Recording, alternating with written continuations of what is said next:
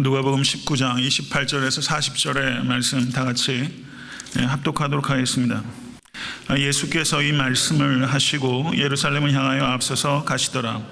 감람원이라는 산의 벳바게와 베다니에 가까이 왔을 때 제자 중 둘을 보내시며 이르시되 너의 맞은편 마을로 가라. 그리로 들어가면 아직 아무 사람도 타보지 않은 나귀 새끼에 매여 있는 것을 보리니 풀어 끌고 오너라. 만일 누가 너희에게 어찌하여 푸느냐 묻거든 이렇게 말하되 주가 쓰시겠다 하라 하시매 보내심을 받은 자들이 가서 그 말씀하신 대로 만난지라.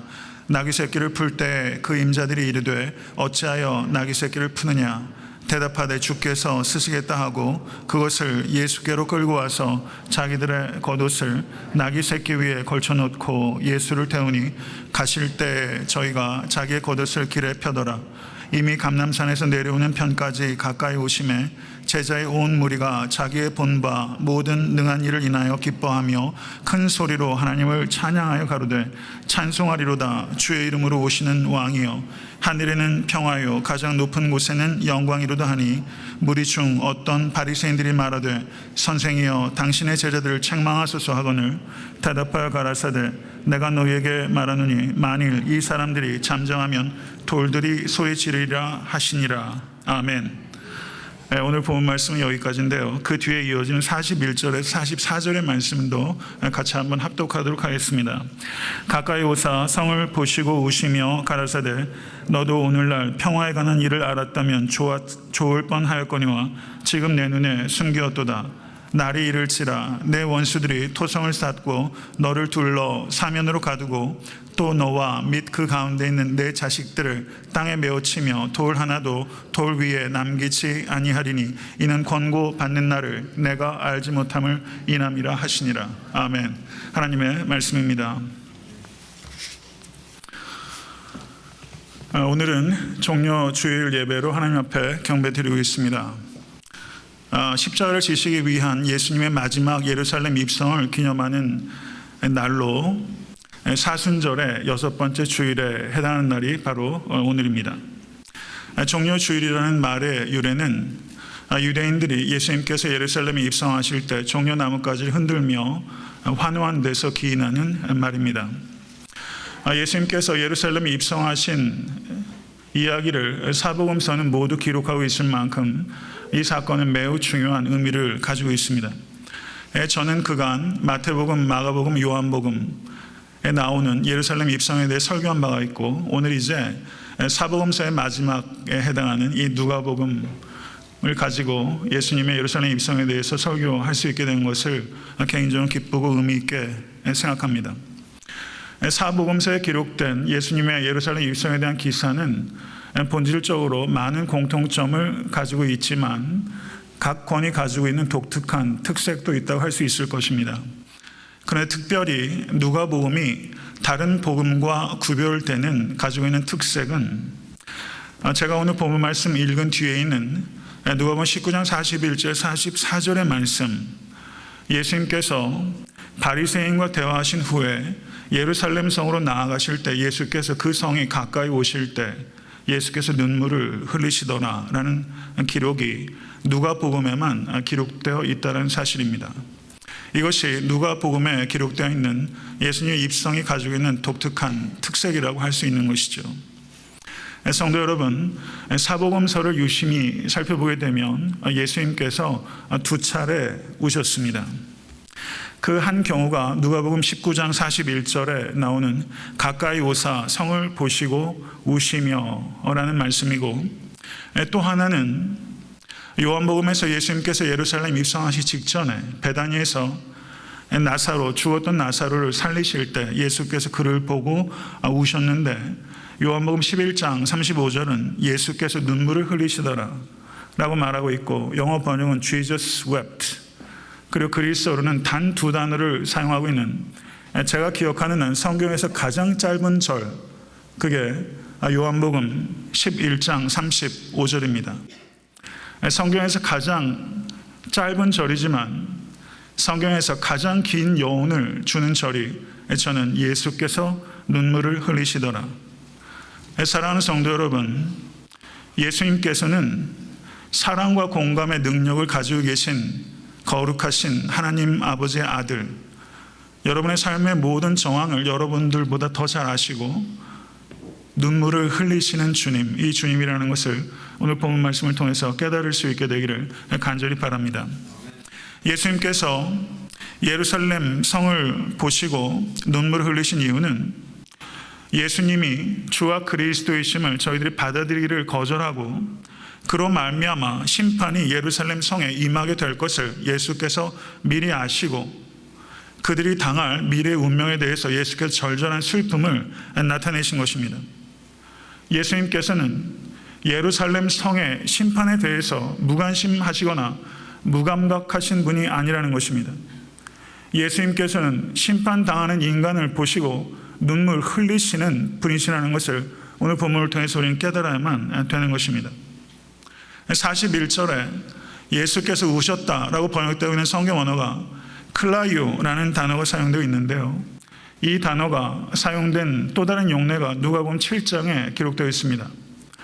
제가 얼마 전에 누가복음 7장에 나오는 그 마을의 한 죄인이었던 여자, 아마도 창녀였을 그 여자가 예수로 말미암아 구원 얻을 감격을 감사해서 바리새인 시몬의 집에 계신 예수께 찾아가서 그 뒤로 조심스럽게 다가간 후에 예수의 발에 그 눈물을 마치 심령의 샘물이 터진 것처럼 예수의 발에 눈물로 적셨을 때 그 여인의 울었던 그 매너, 그게 바로 클라이오라는 단어입니다.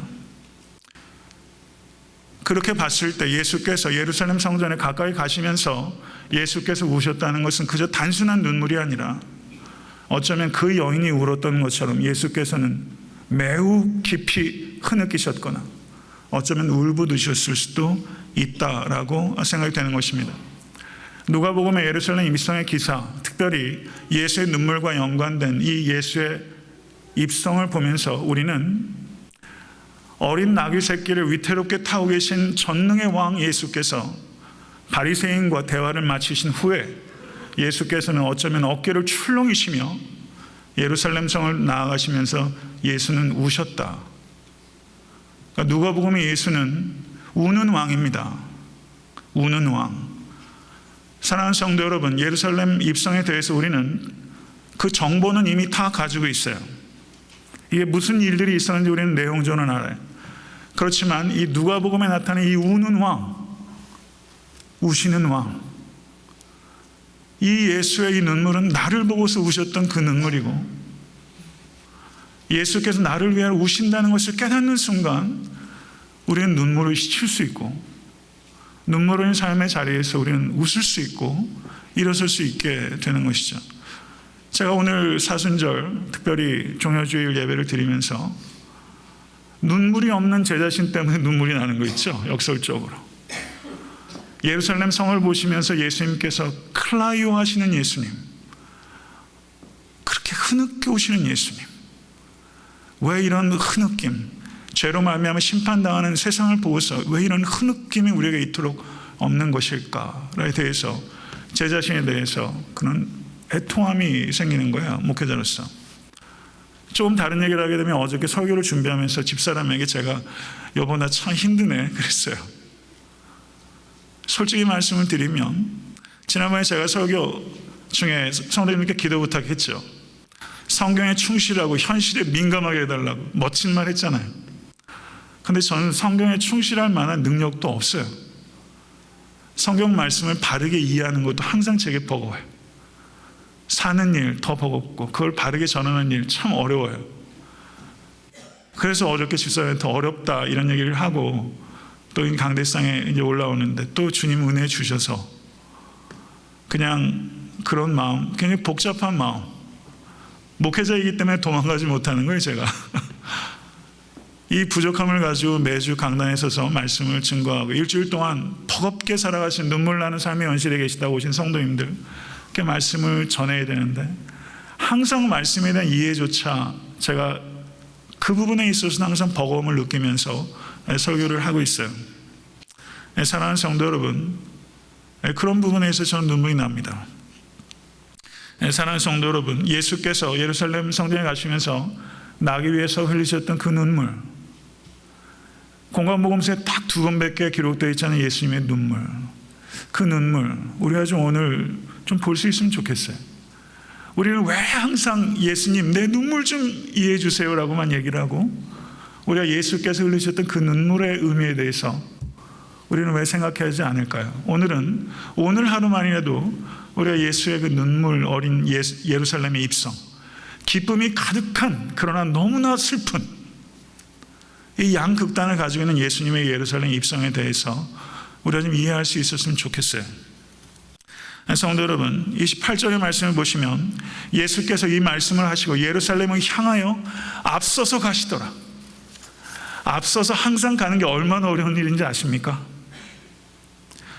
예수님께서 누가복음 9장 51절에서 예수께서 승천하실 기약이 차감해 예루살렘을 향하여 올라가기로 굳게 결심하시고, 예루살렘으로 향하여 올라가기로 굳게 결심하셔서 출발한 게 누가복음 9장 57절 1절이에요. 그리고 이제 오늘 본문에 이르러서 예수님의 마지막 여행이 이제 완성되는 거예요. 성도 여러분, 마지막 여행인지 알고 간 여행이에요. 앞서서 라고 표현하고 있는데 이것은 매우 의도적인 표현입니다. 마가복음 10장 32절에 비슷한 표현이 있습니다. 예루살렘으로 올라가는 길에 예수께서 제자들 앞에 서서 가시는데 저희가 놀라고 쫓는 자들은 두려워하더라. 예수께서 앞에 서서 가셨다. 마가도 누가도 매우 의도적으로 예수께서 앞에 서서 가셨다 라고 말씀하고 있는 것입니다. 이것을 통해서 성경 기자가 우리에게 전달하는 것은 예수께서는 예루살렘에서 자기가 당할 일을 알고 계시는 하나님이십니다. 십자가 위에서 죽게 될 것을 알고 계시고 그 일을 위해서 예루살렘으로 가고 계시고 그 일을 위해서 하늘 보좌를 버리셨습니다. 그렇지만 예수님께서는 그 앞에 닥친 현실을 회피하시는 것이 아니라 앞에 서서 제자들을 이끄시는 하나님. 사랑하는 성도 여러분, 성도님들이 가야 될 예루살렘 있잖아요. 예수께서 앞에 서서 가고 계세요. 앞에 서서 가고 계세요. 예수 그리스도께서 앞에 서서 가시는 것의 의미를 제자들은 이때 몰랐죠. 그런데 그들이 각자 자기의 사명을 위해서 나아갈 때 이들은 예수 그리스도의 제 묵상입니다. 예수님의 앞에 서서 가시는 그 외로운 등, 제자들은 생각했을 거예요. 나도 내 등을 누구에게 보여주면서 앞에 서서 가야겠다. 사도 바울이 에베소 장로들하고 헤어지면서 배를 타고 저 갔을 때처럼, 스테반이 앞장서서 초대교회를 이끌며 최초의 순교자가 되었을 때처럼 누군가 앞에 서서 내 등을 보고 따라올 수 있도록 앞에 서서 가주는 누군가, 그 사람들 때문에 소망이 있고 그 사람들 때문에 하나님의 역사가 이 땅에 이루어진 줄 믿습니다. 성도 여러분, 앞에 서서 가신 예수 통해서 위로를 얻으실 뿐 아니라 그 예수 본받아 내가 몇 걸음 더, 우리 가족들보다 내가 몇 걸음 더, 우리 목장에서 다른 식구들보다 내가 몇 걸음만 더 앞에서 걸어가서 그러한 결단과 각오가 있으실 수 있게 간절히 바라고요. 앞에 서서 걸어가신 예수님의 그 고단함과 외로움을 오늘은 좀 우리가 좀 헤아려 주셨으면 좋겠어요. 사랑하는 성도 여러분, 감람원이라는 산의 벳바게와 베다니에 가까이 왔을 때 제자 중 둘을 보내시며 말씀하셨습니다. 너희 맞은편 마을로 가라. 거기로 들어가면 아직 아무 사람도 타보지 않은 나귀 새끼에 매여 있는 것을 보리니 풀어 끌고 오너라. 만일 누가 너희에게 어찌하여 푸느냐 묻거든 이렇게 말하되 주가 쓰시겠다 하라. 주가 쓰시겠다 하라. 예수님께서는 리퀘스트 하지 않습니다. 주가 쓰시겠다 하라. 어떤 제자 둘이 갔는지는 모르지만 32절을 보면 보내심을 받은 자들이 가서 그 말씀하신 대로 만난지라. 말씀하신 대로 순종했고 모든 일들이 말씀하시는 대로 이루어졌습니다. 다소 흥미로운 사건이에요. 왜 이 이야기가 여기 있어야 될까요?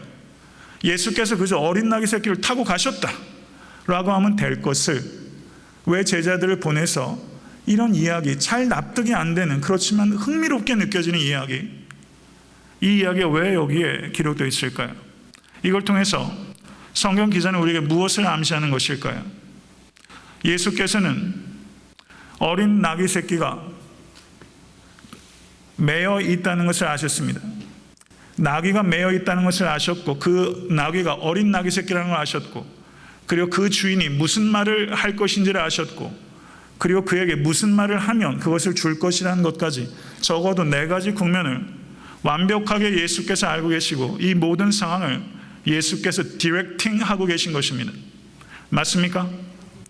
예수님께서는 하나님의 아들이심을 이 사건을 통해서 우리에게 분명하게 알려주고 계신 것이고, 모든 닥칠 상황을 예수께서 아시고 그것을 예비하고 계신 분이십니다. 만약에 예수께서 나귀 새끼 하나조차 알고 예비하고 계신다면, 그 나귀 새끼를 타고 예루살렘에 입성하셨을 때 예수께서 달리실 십자가의 사건은 어찌 모르시겠으며 어찌 예비하지 않으셨겠습니까? 맞습니까? 나귀 새끼를 예비하신 예수는 십자가를 예비하신 예수님이고, 나귀 새끼를 계획하신 주님은 십자가의 모든 사건이 우연의 결과나 혹자가 얘기하는 것처럼 정치적인 희생이 아니라 이것은 하나님의 계획이요 언약의 성취인 것입니다. 믿으십니까? 예수님은 십자가에 달리시는 그 사건을 통해서 예비하신 십자가는 예수 그리스도의 십자가의 죽음이 주님의 실패가 아니라 주님의 승리라는 것을 우리에게 말씀하고 계신 것입니다. 할렐루야. 사랑하는 성도 여러분, 우리들은 우리에게 닥칠 일을 알지 못합니다. 그러나 주님은 알고 계시고, 우리는 우리에게 닥치는 일들이 이것이 어떤 의미를 갖게 되는지 우리는 모르지만 주님은 알고 계시고, 주님께서는 그 모든 일들을 통하여 가장 선한 것을 우리에게 베푸실 수 있는 지혜와 능력과 사랑과 공의 하나님이심을 오늘 본문 말씀을 통해서 깨달으실 수 있게 되기를, 모쪼록 깨달을 뿐만 아니라 받아들이실 수 있게 되기를 우리 주 예수 그리스도 이름 간절히 축원합니다. 그런데 여기서 우리가 한 가지 질문을 할 수 있어요. 예수께서 예루살렘에 들어가시는데 허구 많은 짐승이 많은데 왜 하필이면 어린 나귀 새끼입니까? 모양 흉하게 말이죠. 왜 어린 나귀 새끼예요? 예수님께서는 평생 걸어 다니셨어요. 간혹 배를 타시고 이동하셨어요. 어떤 짐승도 타셨다는 기록이 없습니다. 예수님께서 요한복음을 보면 적어도 예루살렘에 3차례 이상 예루살렘에 올라가셨습니다. 그렇지만 한 번도 여탄 짐승을 타신 적이 없어요. 그런데 왜 지금 이 순간 예루살렘을 불과 목전에 두고 있는 베다니와 벳박이면 1마일, 3마일 정도밖에 안 되는 그 짧은 거리를 남겨두시고 예수님은 왜 번거롭게 사람을 보내서 어린 나귀 새끼를 가져오라고 하시고 어린 나귀 새끼를 타고서 전에 없는 이상한 행동을 지금 하시는 걸까요? 다리가 아프셨어요. 이것에 대해서 우리는 질문을 해야 되는 것입니다. 예수님께서는 어린 나귀 새끼를 타고 예루살렘에 입성하시는 것을 통하여 제자들과 그리고 허다한 유대인들에게 전달하기 원하시는 비언어적인 계시,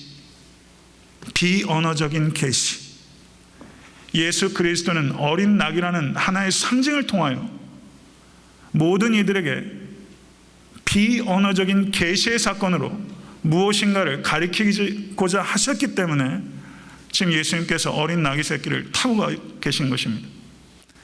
그러면 그 어린 나귀 새끼가 무엇을 상징하는 것인지 오늘 우리는 이 말씀을 통해서 깨달아야만 되는 것이고, 그 예수님을 나와 여러분의 왕으로 오늘 받아들이실 수 있게 되기를 주님을 간절히 축원합니다.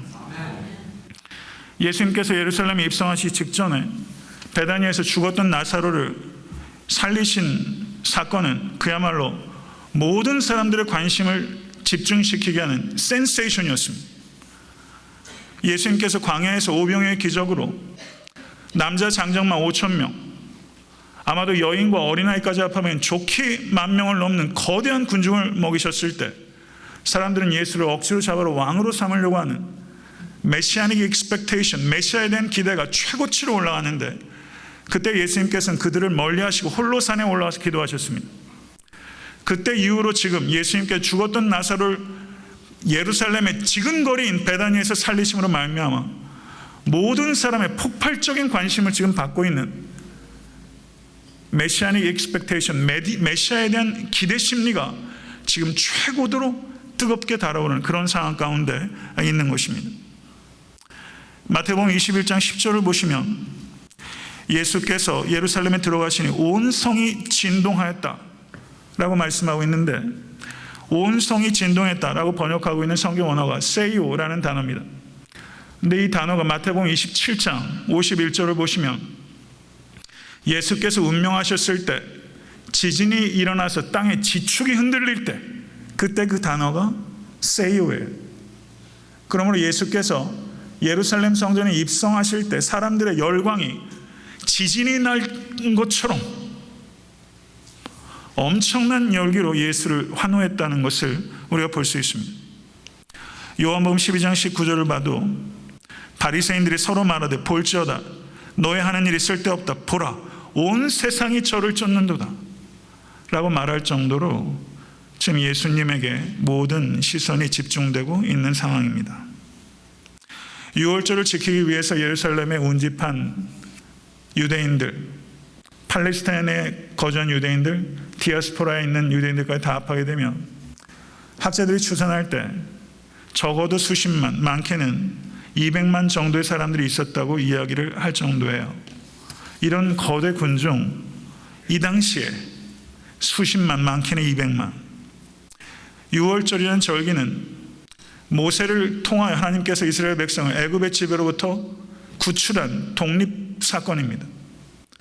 지금 이스라엘은 로마의 억압하에 있습니다.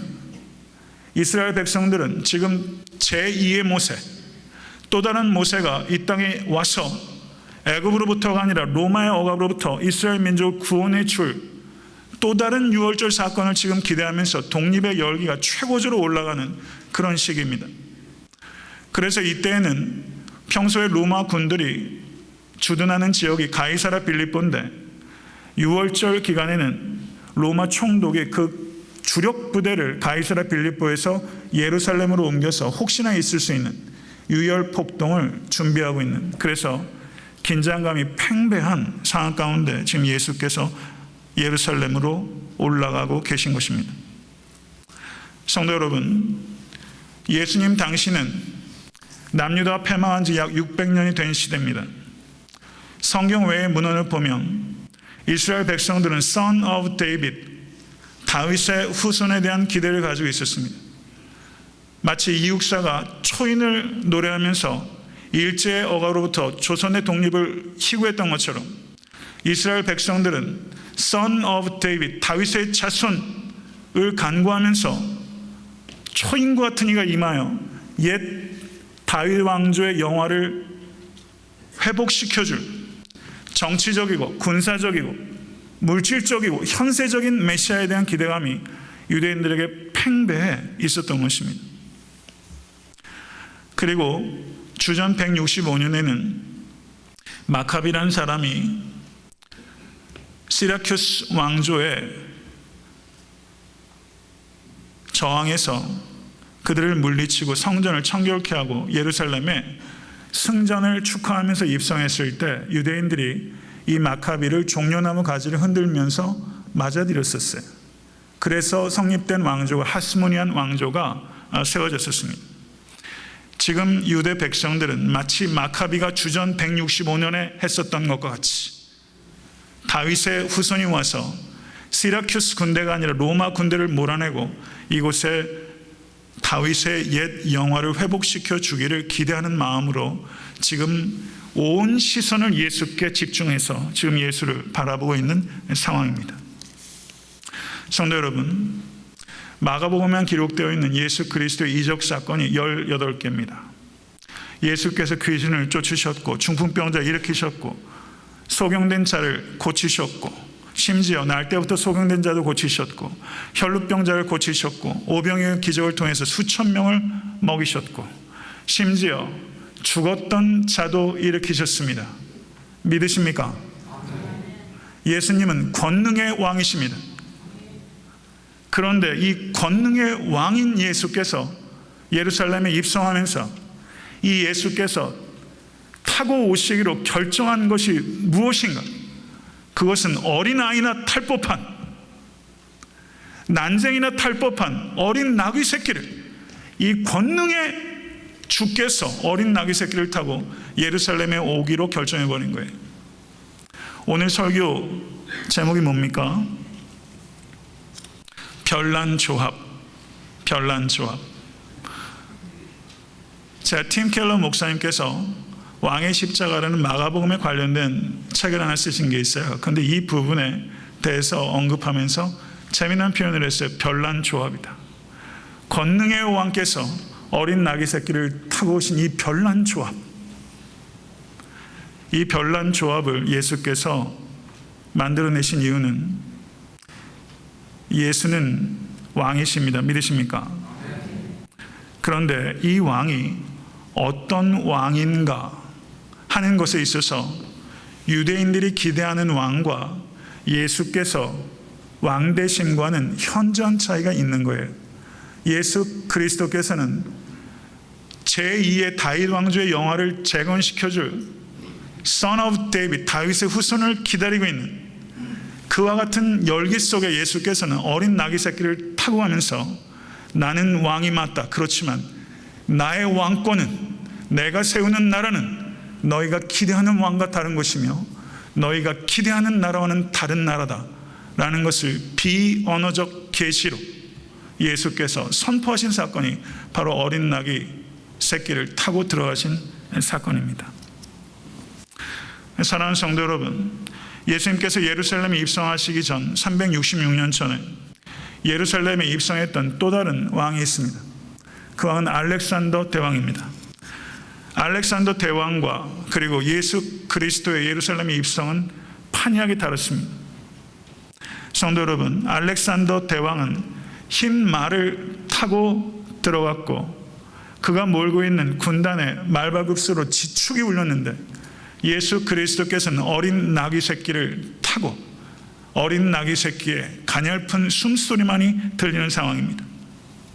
알렉산더는 자신의 야망을 채우기 위해서 무수한 인간들의 생명의 피를 땅에 뿌렸는데 예수께서는 모든 믿는 자들을 죄와 사망으로부터 구원하시기 위해서 자신의 피를 뿌렸고, 알렉산더는 칼로 세상을 정복하였지만 예수 그리스도께서는 십자가로 무덤을 정복하셨습니다. 알렉산더는 역사를 지배하려고 왔지만 예수께서는 역사를 새롭게 하시는 분이십니다. 알렉산더는 자유인을 붙잡아 노예로 만들지만 예수 그리스도께서는 죄의 멍에를 지심으로 말미암아 죄의 노예였던 모든 이들을 자유인으로 만드셨습니다. 할렐루야. 알렉산더가 가져온 변화와 예수 그리스도께서 이 땅에 가져오신 변화는 전혀 판이한 류의 변화. 예수는 진정한 왕이십니다. 사랑하는 성도 여러분, 예수께서 나귀를 타신 것은 스가랴서 9장 9절의 말씀, 시온에 따라 크게 기뻐할지어다, 예루살렘에 따라 즐거이 부를지어다. 보라, 내 왕이 내게 임하나니 그는 공의로우시며 구원을 베풀며 겸손하여서 나귀를 타나니 나귀의 작은 것 곧 나귀 새끼니라. 예수 그리스도께서 어린 나귀 새끼를 타신 것은 스가랴서의 예언의 성취입니다. 예수님께서는 어린 나귀 새끼를 타심으로 인해서, 저를 한번 따라 하시죠. 비언어적인 계시, 비언어적인 계시. 예수님께서는 정복이 아니라 섬기기 위해서, 죽이기 위해서가 아니라 죽기 위해서, 로마의 억압으로부터가 아니라 죄와 사망의 억압으로부터, 왕관을 쓰시기 위해서가 아니라 가시면류관을 쓰시기 위해서, 왕의 보좌 위에 올라가기 위해서가 아니라 십자가에 올라가시기 위해서 오시는 별난 왕, 겸손과 평화의 왕, 어린 나귀 새끼를 타고 오는 별난 조합의 왕, 이런 왕, 성도 여러분, 이 왕이 예루살렘에 입성하고 계신 거예요. 이 왕, 여러분의 왕이십니까? 예루살렘에 입성해서 그 고주된 열기 속에서 사람들은 적어도 어린 나귀 새끼를 타고 오는 왕 따위는 기대하지 않았을 거예요. 그들은 환호하면서도 혼란스러웠을 겁니다. 왜 어린 나귀 새끼지? 마가복음을 보면요, 예수님께서 예루살렘에 입성하신 다음에 보통 왕이 예루살렘에 입성을 하게 되면 주전 예수 당시 전에 알렉산더도 예루살렘에 점령군으로 왔을 때 제일 처음에 점령군 왕이 가는 곳은 성전입니다.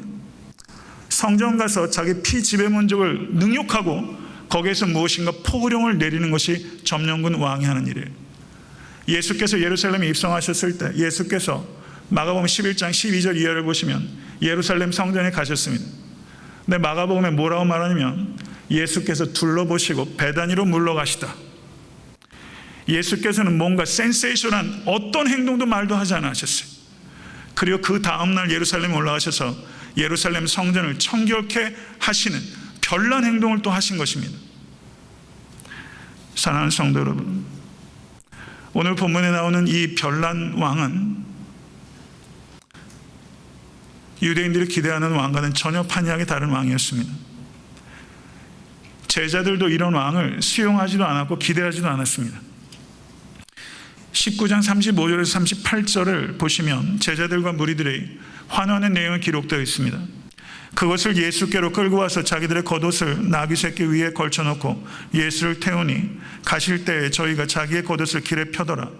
이미 감람산에서 내려가는 편까지 가까이 오심에 제자의 온 무리가 자기의 본 바 모든 능한 일을 인하여 기뻐하며 큰 소리로 하나님을 찬양하여 가로되 찬송하리로다. 주의 이름으로 오시는 왕이여 하늘에는 평화여 가장 높은 곳에서는 영광이로다. 이 얼마나 구구절절 옳은 말이에요. 마치 예수님께서 이 땅에 처음 태어나실 때 천사가 목자들에게 들려줬던 첫 번째 캐롤 같잖아요. 하늘에는 평화요 가장 높은 곳에서는 영광이로다. 하나도 틀린 말이 없어요. 맞는 말이에요. 그러나 이 찬송은, 이 열광은, 이 환호는 공허한 것입니다. 예수님은 이 열광의 실체를 아셨어요. 왜냐하면 불과 일주일도 못해서 불과 5일 뒤에 이렇게 엄청난 고백을 했던 사람이 Crucify him! 그를 못 박으시오! 라고 말했던 무리로 변질되게 됩니다. 사랑하는 성도 여러분, 어린 나귀 새끼를 타고 오신 예수님은 여러분과 저에게 질문하세요. 성도 여러분, 예수님께서 여러분의 왕이십니까? 아멘. 나의 왕 예수 그리스도. 그런데 거기에서 질문이 끝나는 게 아니에요. 왜냐하면 유대인들도 예수를 왕으로 받았기 때문에. 문제는요, 어떤 왕이냐는 거예요. 여러분의 예수는 왕이신가 하는 질문이 하나 있다면 더 중요한 질문은 예수께서 어떤 왕이신가 하는 것입니다.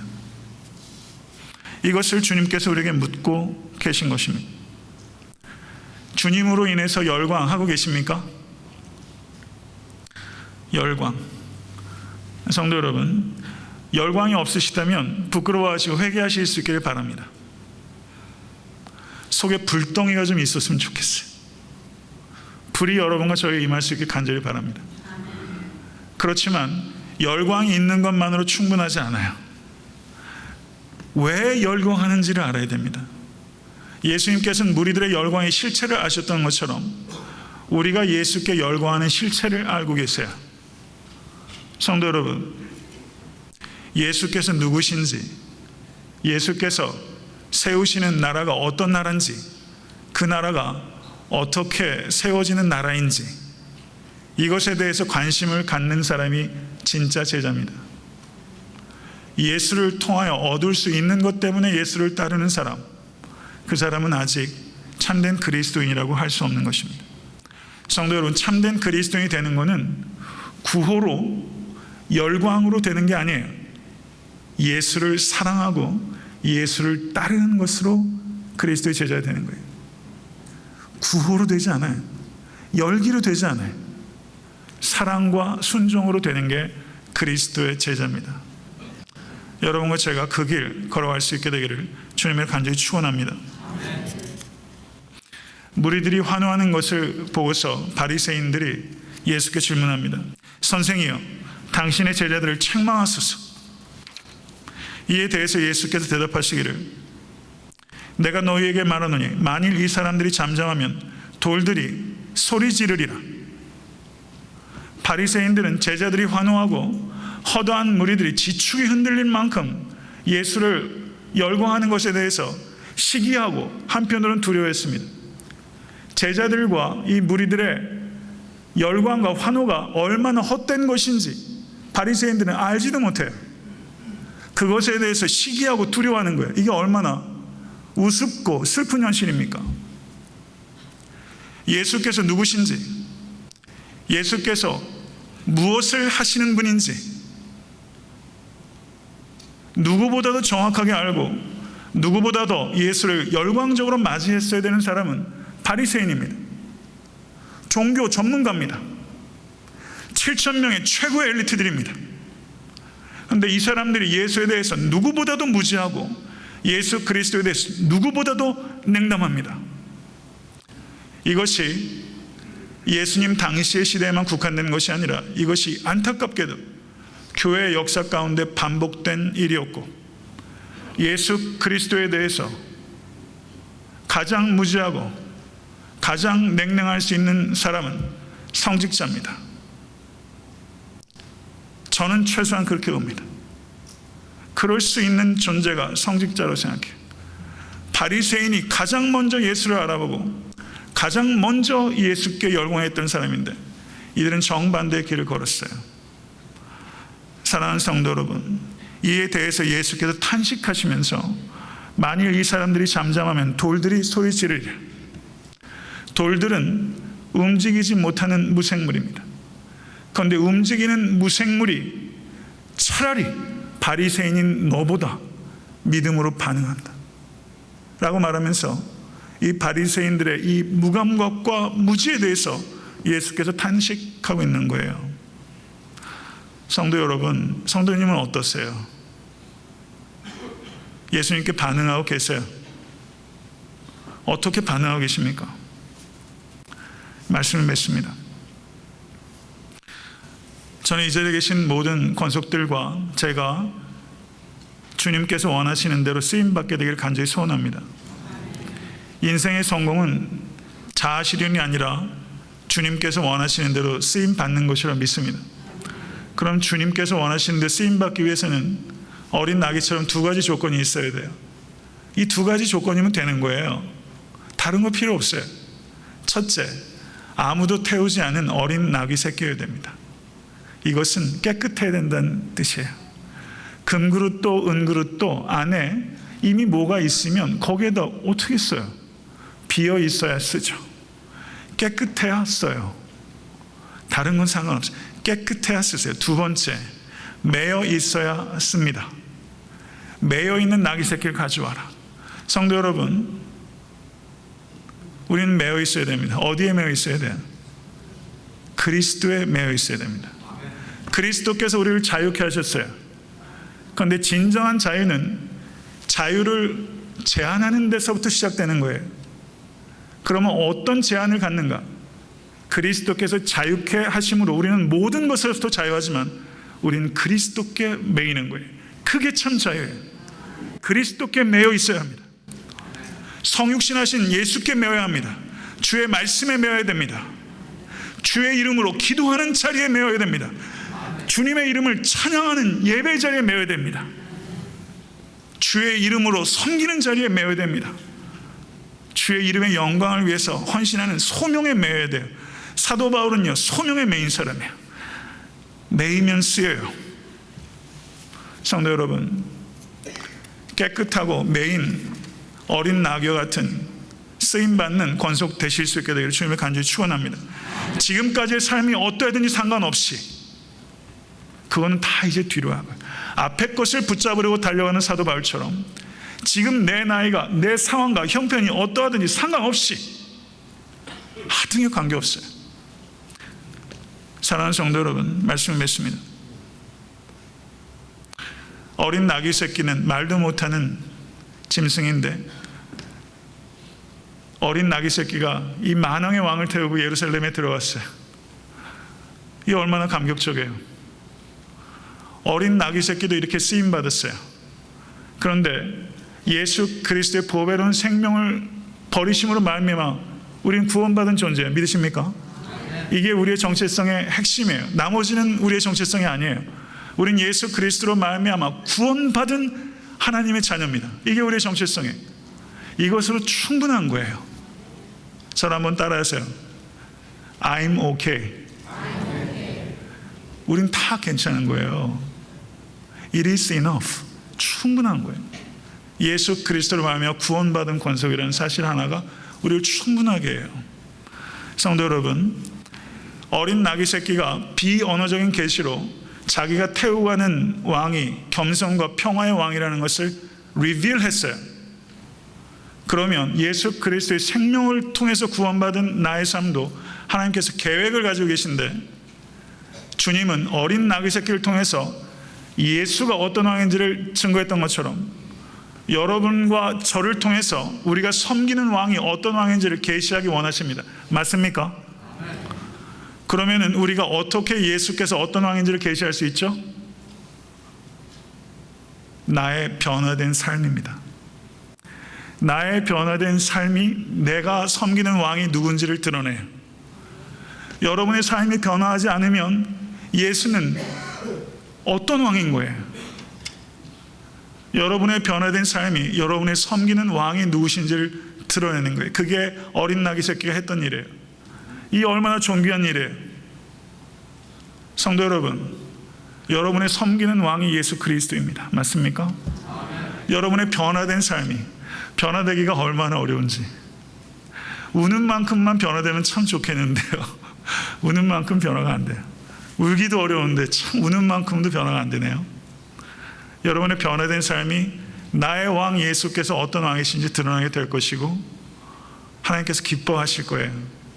그 왕 사랑하시고 그 왕 나타내시는 변화된 삶을 살아가실 수 있게 되기를, 그리고 그 의지를 살아낼 수 있도록 성령께서 감화 감동하시기를, 육체의 소욕을 넉넉히 이길 수 있도록 성령에 사로잡히시기를 우리 주 예수 그리스도 이름으로 간절히 축원합니다. 주신 말씀 생각하면서 기도하겠습니다.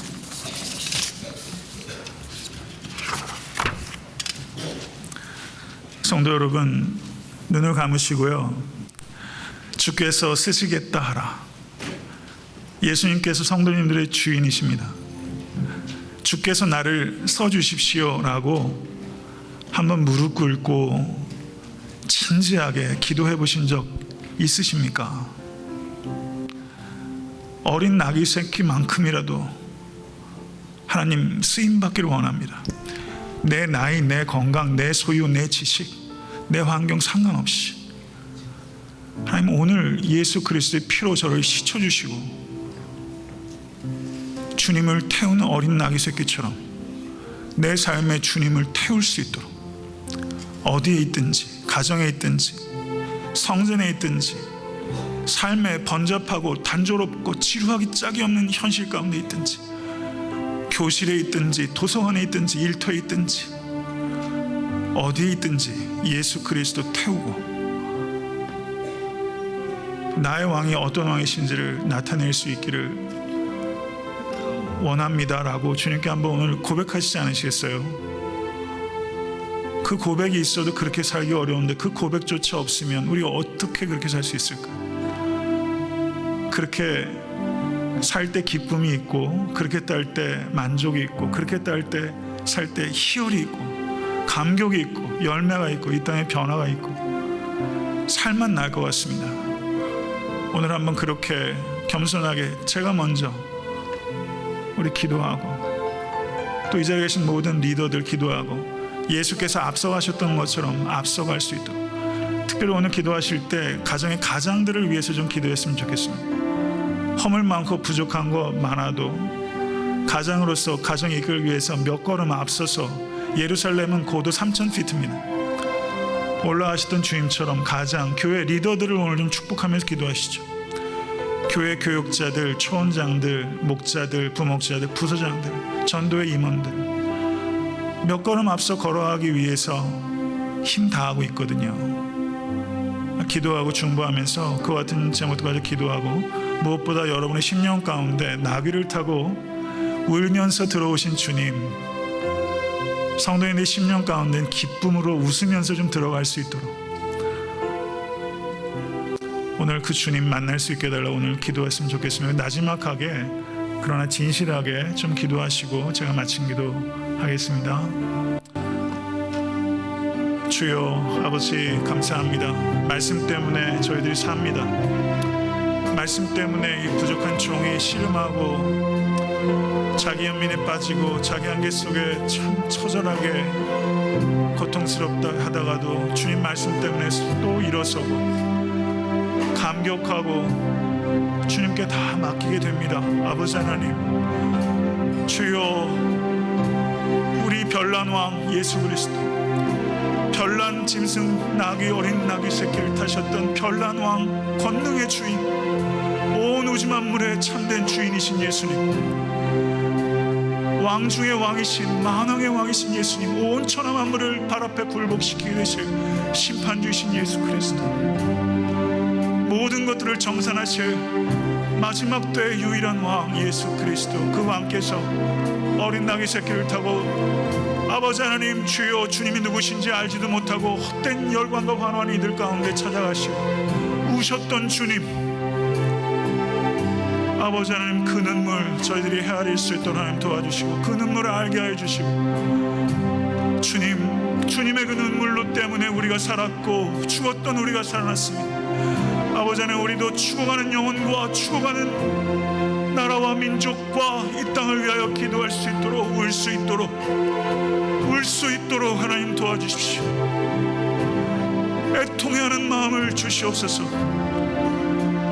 아버지 하나님 이 자리에 우리 사랑하는 아버지들, 우리 사랑하는 목회자들, 초원장들, 목자들, 부서장들, 수고하고 애쓰는 모든 이들 몇 걸음 앞장서서 가기 위해서 깨어 있어야 되고 긴장해야 되고 막중한 책임 때문에 질책받아야 되고 조롱당하기도 합니다. 그러나 앞장서서 가고 있습니다. 아버지는 저들을 축복하기를 원합니다. 하나님 위로하여 주시고 자식 키우고 가정 돌보고 이민생활하면서 일터에서 고군분투하고 교회 세우기 위해서 씨름하고 자기 한계 때문에 몸부림치며 수고하고 애쓰는 교육자들과 영적 리더들 하나님께서 긍휼히 여겨 주셔서 카리스 찬양대와 트루브렌치 찬양팀 주여 축복합니다. 이끄는 지휘자와 반주자와 대장 아버지 파트장들 그리고 찬양팀을 이끄는 김민주 선교사님 그리고 악기와 찬양으로 섬기는 이들 보이지 않는 곳에서 이 모양 저 모양을 섬기는 모든 이들 그들이 몇 걸음 앞장서서 걸어가기 때문에 우리가 하나님 앞에 예배한 줄로 믿습니다. 아버지 우리도 앞장서서 걸어갈 수 있도록 누군가가 영감을 일으키며 걸어갈 수 있도록 하나님 도와주시옵소서.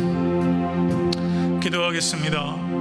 하나님 그 뜨거운 열광하는 그러나 아무것도 모르는 이들을 향하여 어린 나귀 새끼를 타시고 얘기하고 싶으셨던 주님, 그러나 우셨던 주님, 아버지는 그 눈물 때문에 우리가 구원받았음을 믿습니다. 죽어가는 영혼과 죽어가는 이 나라와 민족과 열방을 향하여 우리가 애통해하며 금식하며 그러나 주님께서 이미 승리하셨음을 기뻐하며 아버지 하나님 우리가 마지막 때를 예비하는 견고하고 유쾌하며 엄숙하고 경건한 성도가 될 수 있도록 하나님 도와주시고 오늘 종려주일 이 아침에 우리 사랑하는 권속들 영혼 가운데 나귀를 타고 오시는 권능의 주님을 기쁨으로 우리의 심령 가운데 모실 수 있도록 아버지 하나님 역사해 주시고 우리 시체 가운데 몇 걸음 더 앞서가느냐고 수고하고 애썼던 우리의 아버지와 우리의 어머니 우리의 교육자들과 교회 영적 리더들 오늘 그들을 긍휼히 여기며 축복하며 기도합니다. 앞장서서 잘 갈 때 맞바람 때문에 너무 외롭고 고통당하지 않도록 주께 지키시고 우리도 그 길 본받아 언젠가는 앞서 이끌 수 있는 사랑의 짐을 나눠질 수 있는 우리 모두가 될 수 있도록 인도하여 주시옵소서. 우리 주 예수 그리스도 이름으로 간절히 기도드렸사옵나이다. 아멘.